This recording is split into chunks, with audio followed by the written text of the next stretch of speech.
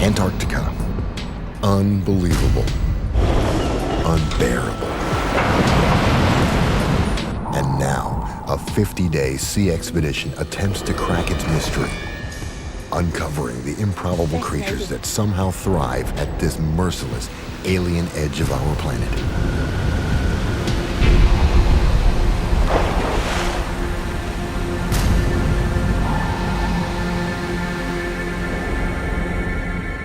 Day 1. The government research vessel Tongaroa embarks from Wellington, New Zealand on a precarious 50-day, $6 million mission. Destination, Antarctica. A voyage of potential discovery and definite danger. Just getting to the Ross Sea will tax the ship and crew. Navigating the mighty Southern Ocean and 460 kilometers of crushing sea ice.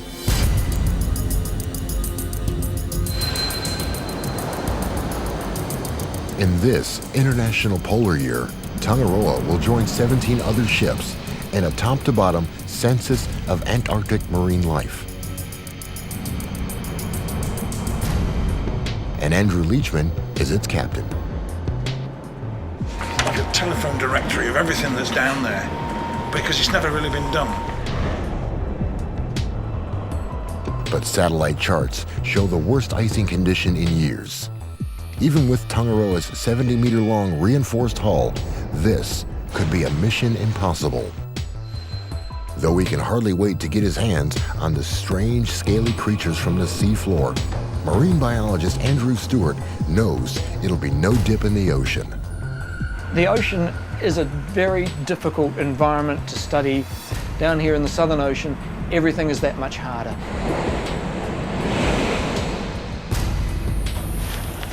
You've got to kit up like the Michelin Man to get out on deck. Everything takes so much more effort. Whatever happens, the 44 scientists and crew know they'd better play well together, because there's no turning back. They certainly won't lack toys. The team has new gadgets, new cameras, cutting-edge science to help them check the health of the ocean. Has overfishing caused harm? Is global warming forcing a sea change? The scientists aim to find out. Once they get past the seasickness. Ship's doctor, Jenny Visser, takes her job very seriously. Tongaroa will sail well beyond the reach of a helicopter rescue. If illness or injury strikes, help will come by slow boat or not at all. Dr. Jenny's skills could mean the difference between life and death. Right, how are we doing? Yeah, good. Berkey bit, just over here. Yeah. 6 days out, the team spots its first iceberg. See that? It's on the radar. That's good. That's good. A free-floating chunk of ice calved off an ice shelf. This legendary menace of the high seas reveals only 1/8 of itself as it glides aimlessly and destructively through the water. Get up the port side, you'll see an iceberg. The team find it thrilling, an ominous hint of the hazards that lie ahead. Tongaroa is a fisheries research vessel, no icebreaker. And these small icebergs, called growlers, seem to be ganging up on the ship. Obviously there's icebergs around, it's bergy water, there's a few growlers about. We're heading south, so I'm not certain exactly where I'm going to go. I want to go and have a look and just have a feel for the terrain and so which way we can work our way through the ice to the Ross Sea. Captain Leachman navigates these waters knowing others have attempted and failed. You're in the footsteps of Scott and Shackleton. It's a challenge. It's a real challenging thing for any ship's captain to take a ship down there.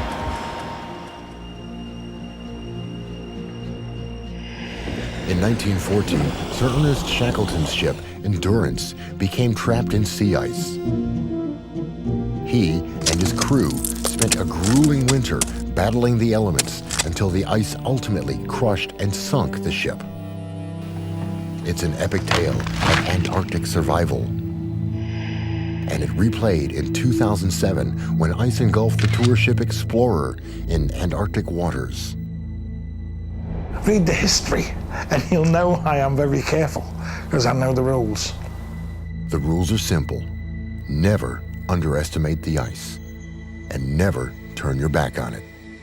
Satellite ice charts and reports from other ships will help guide him to the thinnest parts of the pack ice.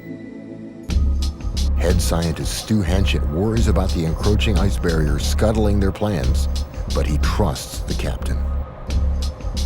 There was quite a bit of a concern whether we would in fact be able to get into the Ross Sea and achieve some of our objectives.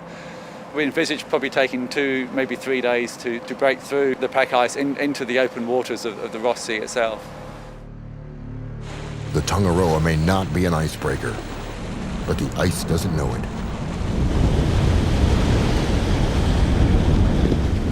The sharp prow makes short work of it, for now.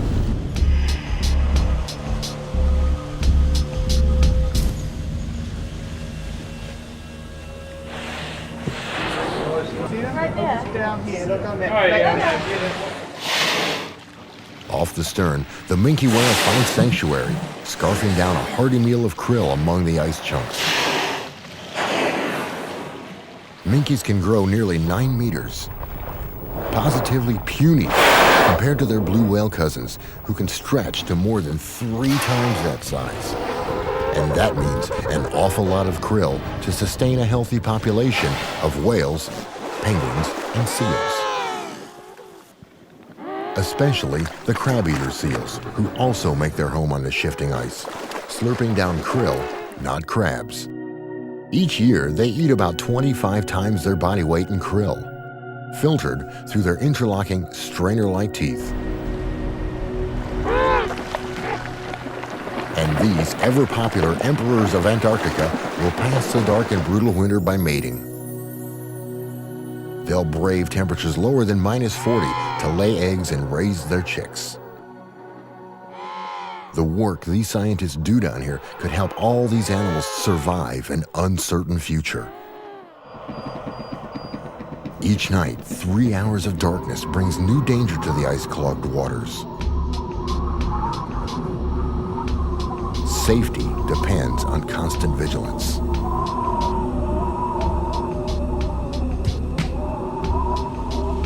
And this is only summer ice. In the winter, Tongaroa wouldn't stand a chance.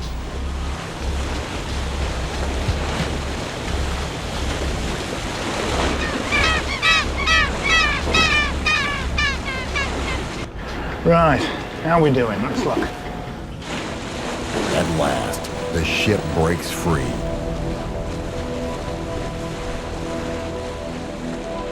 By now, Tongaroa has spent 10 days at sea, nearly 4 of them packed in ice.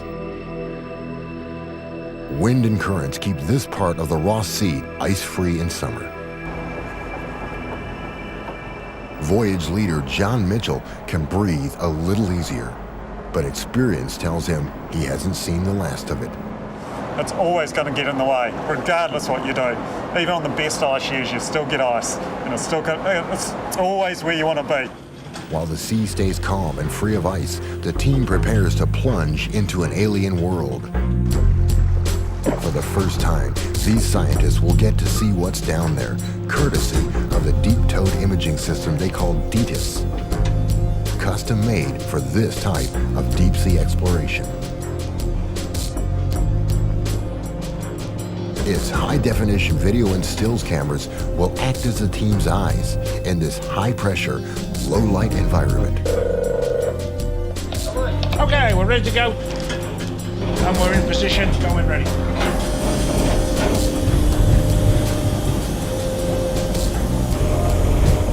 No one has actually field tested the unit in such icy conditions before. Too late to think about that now. Like an explorer dispatched to a foreign world, the imaging system begins its fact-finding mission. The scientists hold their breath. Yeah, this is the dry lab. We're on channel 15, mate. Roger that, thank you. Nobody really knows what's down here. At last, the ocean floor. Andrew, could you just hold there for a moment, please? Recording now. To a marine biologist, this is big. Like the first moonwalk. As the live video images come up from the seabed, the scientists log what they see and strain to find things they've never seen before. They will trawl for an hour, the length of a videotape, giving the team their first tantalizing image of polar marine life in perpetual nighttime. There's quite a lot of fragments of things here, isn't there?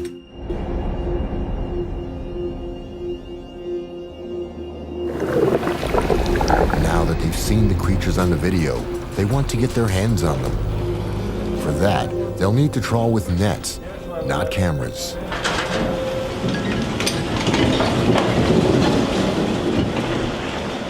They approach trawling systematically. First, they'll trawl the bottom of the ocean, sweeping across the floor to sample the bottom dwellers. Then they'll trawl at mid-level, collecting samples of free-swimming fish. Then skimming the surface for plankton. They'll also use specialized equipment to sample water and mud from directly beneath the ship to study its microbes and chemical makeup. As a commercial fishing practice, bottom trawling dredges a worldwide controversy because of damage to the seabed. Science, however, takes a gentler approach. You know, we have limited our trawls to about 15 or 20 minutes bottom time. The actual percentage of the total seabed area impacted by the bottom trawl is very small. It's chilly cold.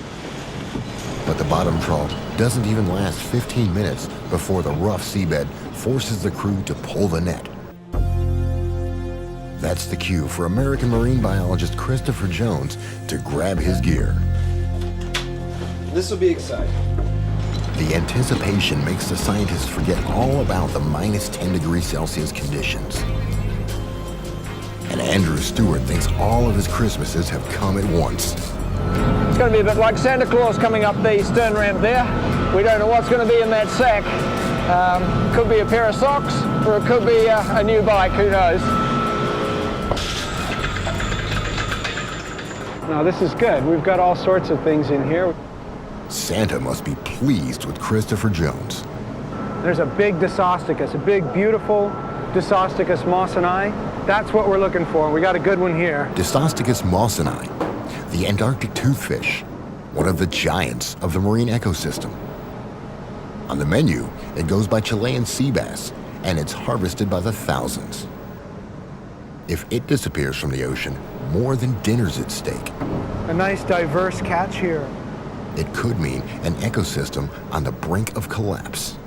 This is the fish that is probably the most economically important species that's being caught by the commercial fishery in the Southern Ocean.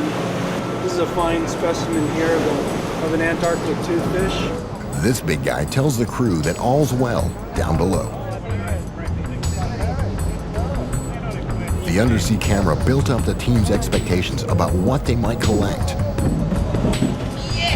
The bottom trawl net delivers on its promise.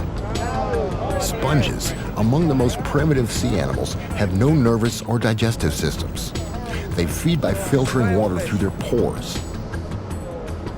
The trawl brought up an exotic specimen that weaves its body out of silica. That's a hexactinellid sponge, which is also known as a glass sponge, and a very slow growing, very irritating if you get any of the spicules on you.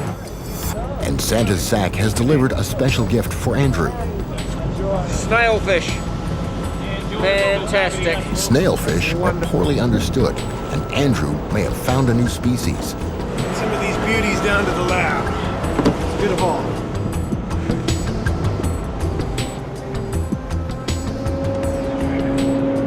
This is why I came to Antarctica.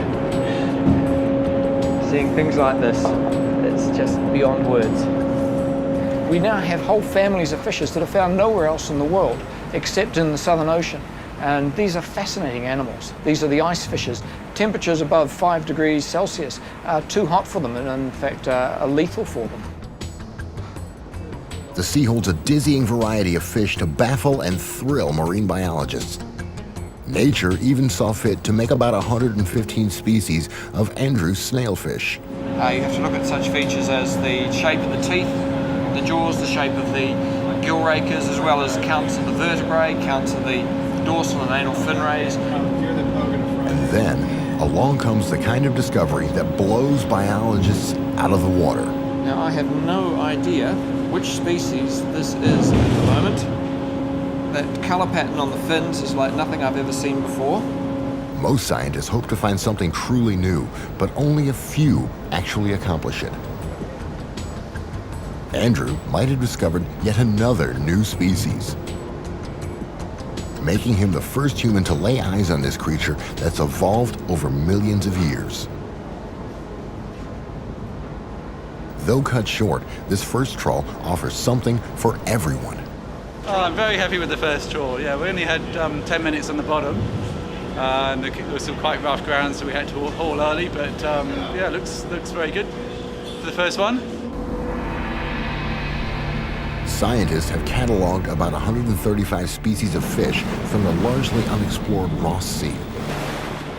On this expedition, the team intends to add a new chapter to this Antarctic fish story.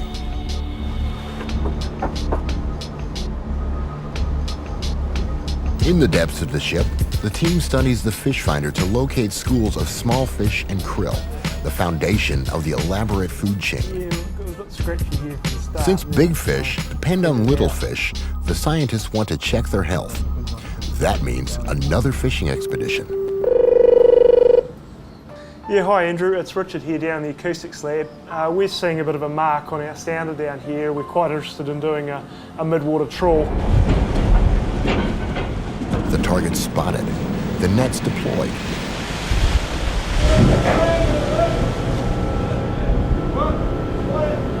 But as the net closes in on the fish, the weather closes in on the ship. Unlike the previous trawl, this monster mid-water net will trawl between surface and the sea bottom, scooping up the free-swimming fish. This is the bit that's going into the trawl, and all these little red tick marks through here, that tells us we're catching fish. So everything's looking good, isn't it, Andrew? It is indeed. Menacing clouds gather on the horizon. A sudden turn into polar weather can endanger equipment and anyone caught on deck. Okay. We'll haul it down. Alrighty, coming up. There she comes. The wind from the approaching front hits suddenly. Before they can get the net on board, a full gale sends its fury.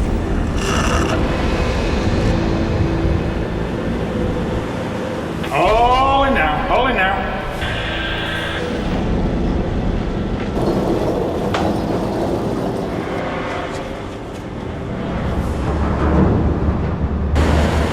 With the stern ramp open, the angry sea floods the deck.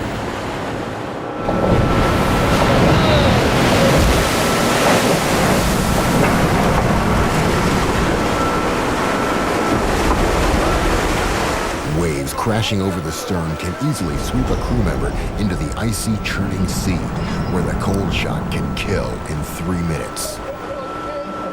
But the crew won't abandon the catch. The net overflows with silverfish, a very healthy sign.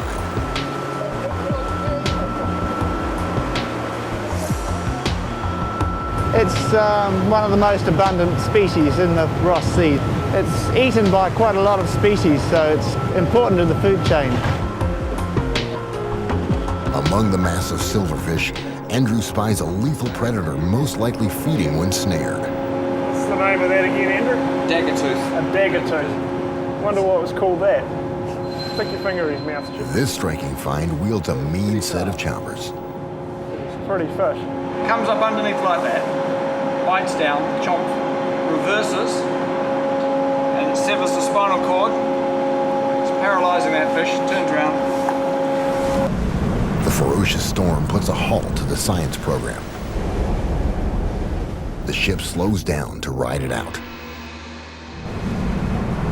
Nature runs the show now, and the team battens down the hatches. This isn't fun, you know. Despite the boats pitching and rolling, life goes on. A well-stocked galley serves those who could still manage to keep the food down. Whatever the sea throws at them, the team takes in stride. Though striding in heavy swell does take some practice.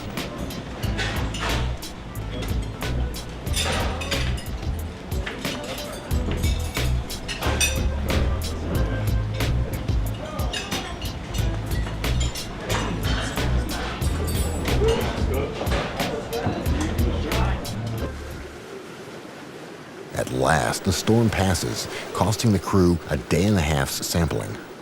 You might get caught up in the science, John. Microbiologist Julie Hall's work involves checking the health of the Southern Ocean's tiniest residents. This device collects her water samples. She can remotely open and close the sampling bottles at various depths from the seabed to the surface. Okay, we're ready to go. Steve's ready. Once the samples break the surface, the team rushes to retrieve them without spilling a drop.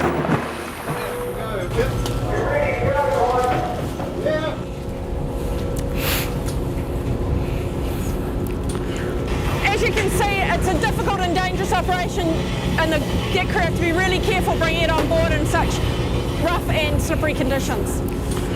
So we're going to pull it round into the garage so that we're out of the wind with the sampling, and then we'll start taking the samples off the bottles. She wants to see if increased greenhouse gases in the ocean have any effect on life down here. She'll measure chemicals, water temperature, and bacteria in the sea. We've got the water from that coming out and going in about 10 different directions for analysis of nutrients in the water, chlorophyll, phytoplankton. We're also looking at viruses, the microzooplankton, those very, very tiny zooplankton.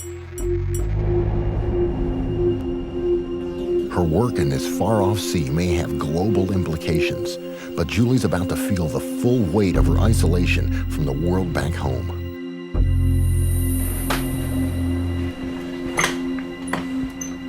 Just 2 weeks into the mission, Captain Leachman receives an urgent satellite phone call from the New Zealand police.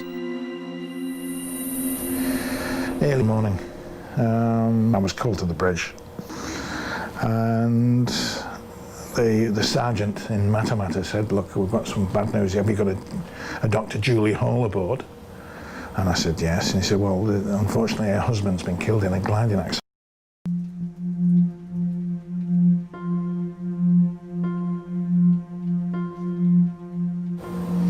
Anyway, what I did do is got Julie up and sat her down. It was my duty to inform her. And it's a very, very difficult thing to do. So I'm awfully sorry. I've got some bad news, and your husband's been killed. Julie's husband, Dr. Trevor Atkins, was also a scientist. He died while competing in a gliding competition. He was competing in the New Zealand Championships, and he'd had an accident very close to the airfield and had been killed instantly on impact at the site. I explained that I would do everything in my power to get her home. But the difficulty, of course, of being isolated where we were, there's no guarantee we could get her off.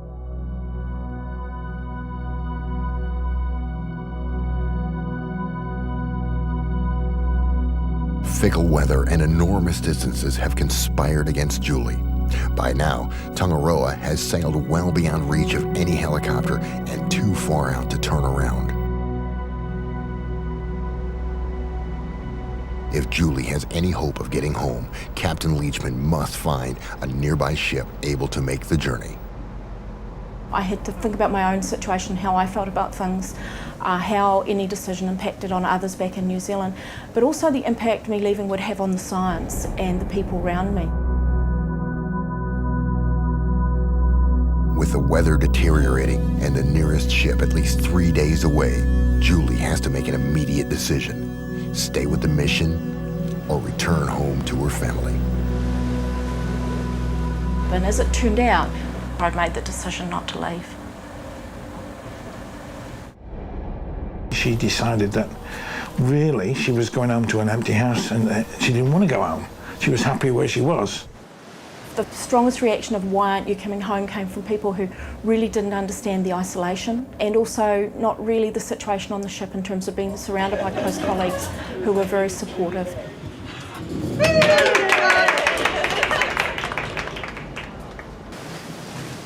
As they edge their way along the Ross Ice Shelf, the wind kicks up an icy spray. Just another summer day in the Antarctic.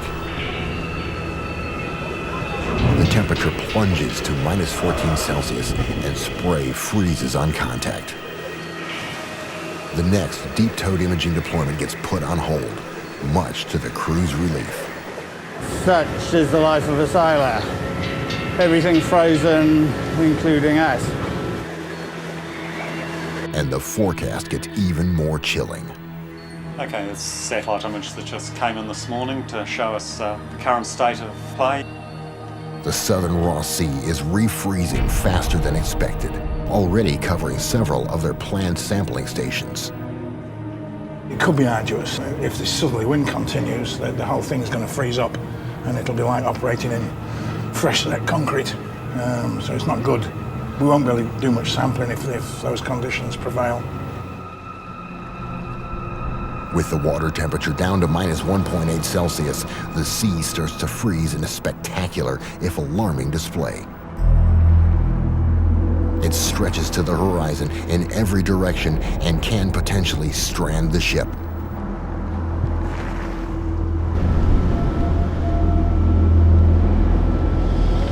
Don't like it when it's really thick. I really don't. I'm always frightened I'll do a Shackleton. The pancake ice has begun, heralding one of the planet's greatest annual displays, the freezing of seas around Antarctica. Over winter, the event effectively doubles the size of the continent.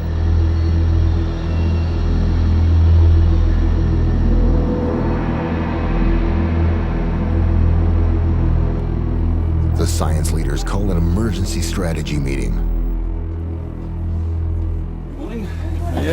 Morning all. I think the general consensus is now that we don't go much further east than here, which is probably a good idea because looking out the window. They agree to continue their work here as long as they can before the ocean freezes solid. Because at the southernmost extremity of our activities, we're going to do a Dieter's toe, and then we will proceed northwest.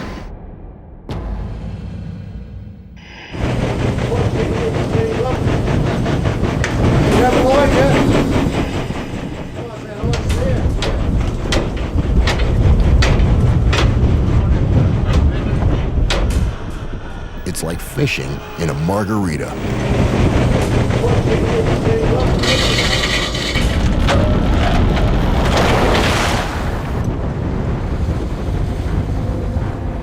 The slushy turmoil on the surface hides the calm waters below.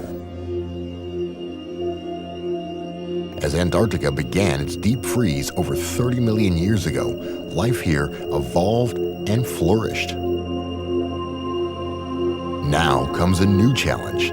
Despite the pristine nature of this remote ocean, the imaging system shows human intruders. The stills camera snaps a beer bottle.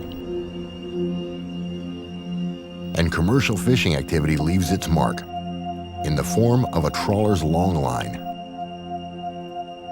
When the weather allows, commercial trawlers drop their deadly long lines here to catch toothfish, the so-called sea bass.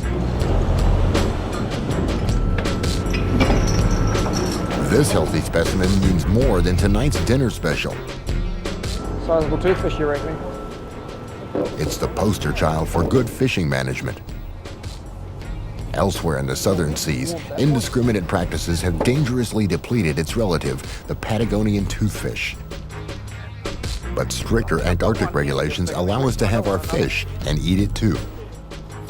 Christopher Jones hopes it stays that way. It's the one fish that human beings are having the greatest impact on. We're okay now, but we have to be very, very cautious if we decide to increase the catch. This whopper weighs an incredible 56.8 kilograms, and still only half the size these mighty fish can grow. In one recent summer, the longliners relieved the Ross Sea of 3,000 tons of them, while Tongaroa has only caught 5 for research. There may still be plenty of fish in the sea, but these scientists are always chasing the one that got away. Besides catching a mammoth toothfish, the team has also collected some of its favorite food, including the glacial squid. That's a lovely specimen of the glacial squid. Very nice condition indeed for a very delicate squid. Squid and octopus, fragile members of the rich and diverse cephalopod family, live in every climate and at every depth. They may look bizarre, but they boast the biggest brains among the invertebrates. Like any spineless creature, a squid's first instinct is to hide. But a cornered one has some potent weapons in its armory, like this parrot-like beak that can deliver a nasty peck, or these lethal hooks used for snaring prey. But right now, Darren Stevens has snared his catch of the day, an incredibly rare deep water octopus. This is a lovely specimen of Storoteuthis. It's another one of the Dumbo octopus and a very gelatinous individual. Only a handful of these octopuses have ever been found anywhere. And this is the first intact one caught in the Ross Sea. The fact that it came out of the net 100% intact makes it even more remarkable. So far, Darren has collected 26 species of squid and octopus. But he yearns for the big one. This baby colossal squid, found only in Antarctic waters, can grow up to an amazing 4 meters long. Darren hopes to meet its mother. Overnight, the imaging system shows the seabed too rocky for the bottom trawl net. The situation calls for the smaller, more robust beam trawl. Instead of the steel doors, a large wooden beam props open the mouth of the net. Here we go. As the net pulls in, the team eagerly awaits its catch from 1,600 meters down. It feels like they've hooked the big one. Oh, yeah. Perhaps it's Darren's colossal squid. Well, yeah, I heard something go whoomp right there. Not a squid, but colossal all the same. Well, it looks like we might have done a little bit more geologic sampling. Oh, dear.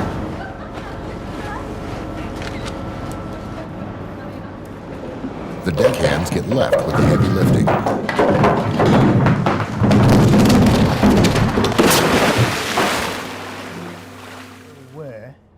Studying the latest satellite charts, Captain Leachman finds a pathway through the ice barrier, if they leave right away.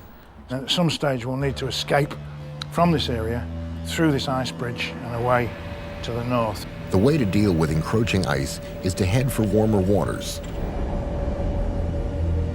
And in the southern hemisphere, that only means one thing. Go north, young man, go north.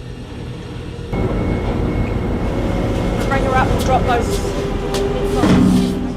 As Tongaroa steams north into deeper water, Julie deploys the multiple opening and closing net, or mock nets. Each tentacle of this mock nest monster has snatched plankton and krill from various depths. This is a very important mock nest sample for us. It's come from 3,400 metres. It's the deepest one we've ever done. Along with the microscopic animals known as zooplankton, Lisa spies a tiny deep-sea squid. A little gift for Darren, the squid guy. Is Darren up there? Darren? Darren, yeah. He says he is. Tell him we've got a present for him in the plankton lab. Isn't he beautiful? He's in very good condition. You know, we've found some fascinating things, and quite often they're bright red, which is really cool. He's great and very much still alive. What have you got for me? There we go. Oh, well, that is gorgeous. Thank you. Bathytusis abyssecola. You've done very, very well. Thank you.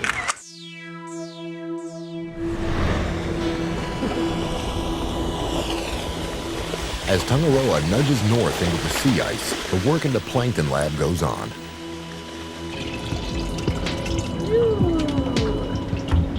In the mock nest net, we collect some of the larger phytoplankton in there, and sometimes it's come up literally looking like pea soup with those larger phytoplankton that get caught in the net.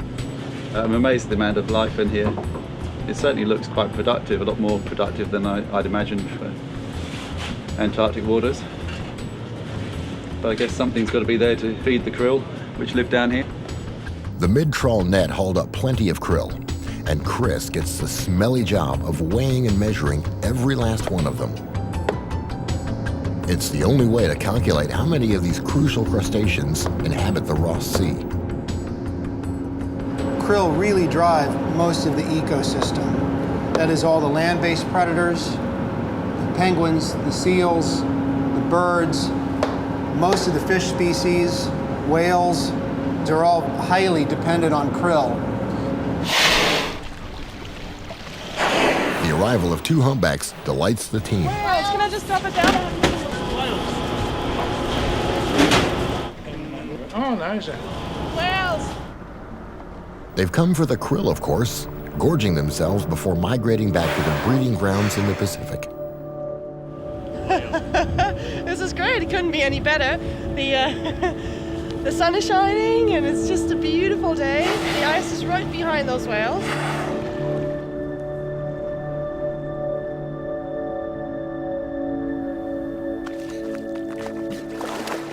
Emperor penguins also come for the all-you-can-eat buffet.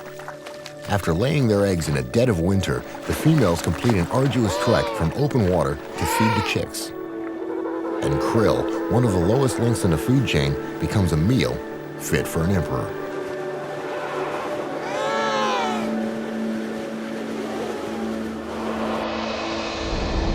"33 days into the expedition, Tangaroa breaks into open water again.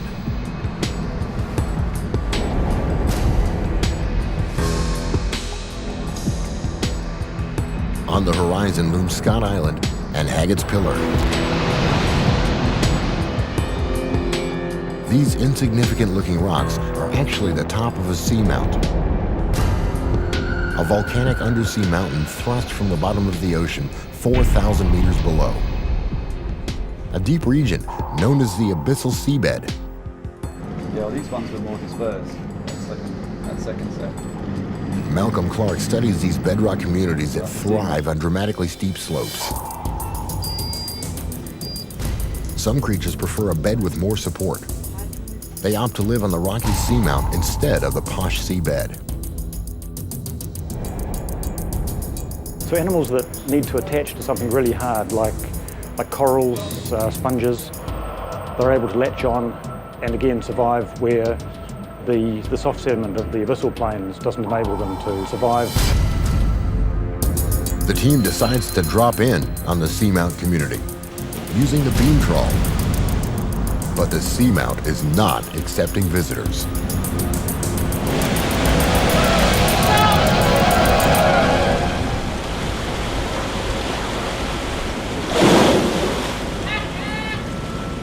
Up comes nothing but the tangled cables of the broken trawl. The wooden beam is smashed in two. From the details, it looked pretty good. So worth a go, and it's just one of the risks we take. They need to repair it, or they're dead in the water. The crew is optimistic. It's not a problem. It's not going to take long. I mean, if you give us an hour or so, we're done with it. They cut out the tangled wire and splice it back together. And where would a sailor be without his knots? Practicing the crocheting. Before long, they're back in business. Having braved ice storms, broken equipment, and rough seas for almost 2 months, the team braces itself for the most high-pressure assignment of all. They will delve 3,500 meters into the abyssal plain, a depth almost as high as the Swiss Alps. To prepare for the mission, team members perform an exacting scientific endeavor, decorating polystyrene cups. Because they've been made and compressed with air, when we put them down to the deep, they'll hopefully compress and get smaller and smaller and smaller, and eventually we hope they'll turn out basically like thimbles. It will endure 300 times more pressure than we experience every day.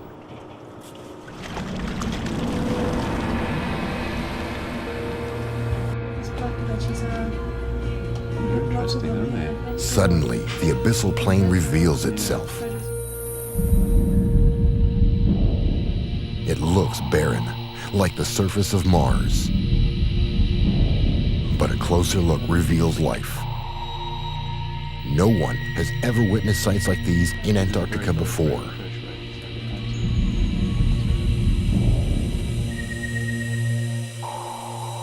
Then, something goes horribly wrong.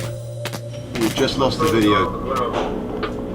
Yeah, we just noticed that. We're just gonna see what happens. We're wondering what's going on. It could be a minor malfunction or a catastrophic failure. It just concerns me when you get to that depth that it suddenly goes. You sort of think, oh god, the pressure hasn't broken a seal or something. They haul the apparatus back up and see the problem right away. Oh dear. But dripping water out. That's not supposed to happen. Yeah, what's happened is the pressure has been too great for the glass in the bottom, and it's got a hairline crack across it. Remarkably, the camera continued to operate, allowing Chas Marriott to replay its destruction. You can see a crack started to form across the glass lens on the front of the housing, and as we scroll through the frames, you can see water starting to seep into the housing. It's these blurry bits here, and slowly filling up the bottom of the housing, and the lens of water evens out across the glass. You can still see all the photos quite clearly again. For the rest of the team, the experiment is a crushing success. 300 atmospheres of pressure, bearing down equally on all sides, have miniaturized them without damage. Oh, they're great. Even the illustrations and lettering remain in perfect miniature. The team also take the opportunity to trawl the bottom, having fed out more than 5,000 meters of the repaired cable into the sea.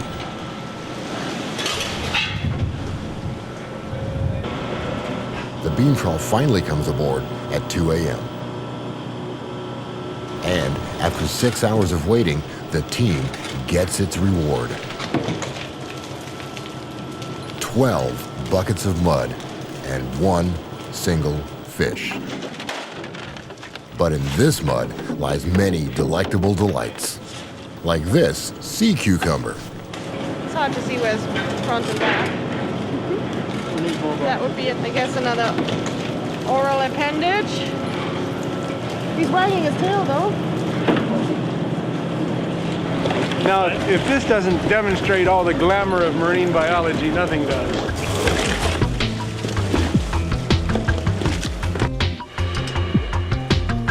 Kareen has cleaned up her sea cucumber for a better look. This is the back side of it, and the front of it is clearly the other side, which has got these oral tentacles.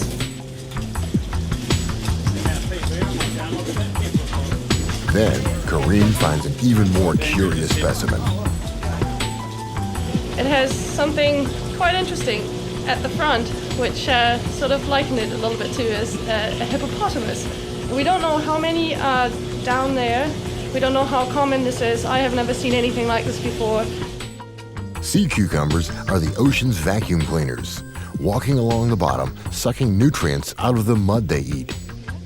The video enables the scientists to observe them in all their sluggish action.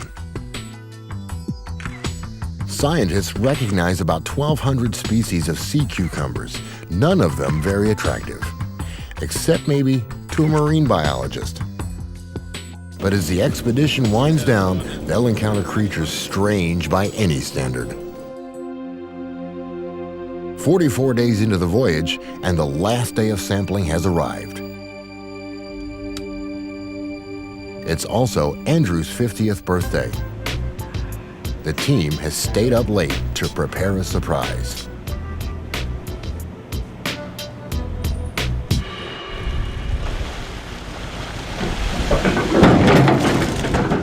They've conducted 312 sampling deployments at 39 different stations, yet still a sense of expectation grips them.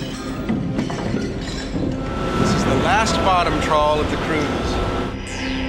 The video shows parasites attached to deep-sea rat-tail fish. The scientists hope the trawl snares one. After a long day's wait, Andrew and the others get to see the last net come in. With deep trawls, they've come to expect some strange specimens. They are not disappointed. These abyssal fish have evolved to cope with the crushing pressure down below. But when they're pulled to the surface, their guts blow up like a balloon. As they've come up, the pressures cause their swim bladders to expand and blow out their mouths. Unfortunately, it doesn't do them much good. And the fish with its horrifying host has turned up in the net. One of these big parasites right here on the rat tail. You can see that thing, it's got a tube, part of it goes in well down into the body cavity.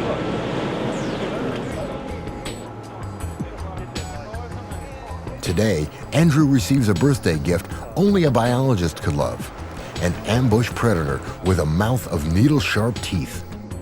And the scientific name for this one is Kali, named after the Hindu goddess of destruction. These fish have a remarkable ability to swallow prey much, much larger than themselves. And the whole stomach area just unzips and expands. This is just a great find. It's the first find for this expedition, first record of this family in the Ross Sea. As the mission winds down, the scientists log the last of the specimens. This snapshot of Antarctic biodiversity will be compared with the results of expeditions to come.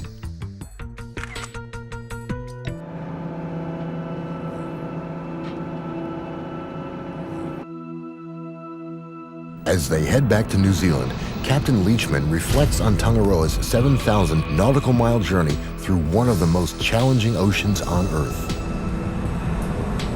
Once you've had a touch of it and seen the visibility, you see 200 miles, see Mount Melbourne pink in the midnight sun. Oh, I mean, there's no words can't describe just the beauty of it all. It's wonderful. And would he go again? Oh, of course.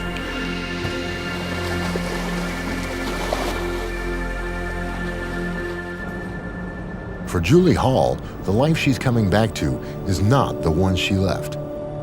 But she has no doubt that the painful choice she made was the right one. I felt that he would have wanted me to stay and finish the program that I've put so much time and energy into developing. I've been planning this for over 2 years, so to walk away would have been very difficult. Andrew Stewart and the fish team scored 88 different fish species. At least 5 are thought to be new to science, but only a small fraction of what scientists believe is still out there.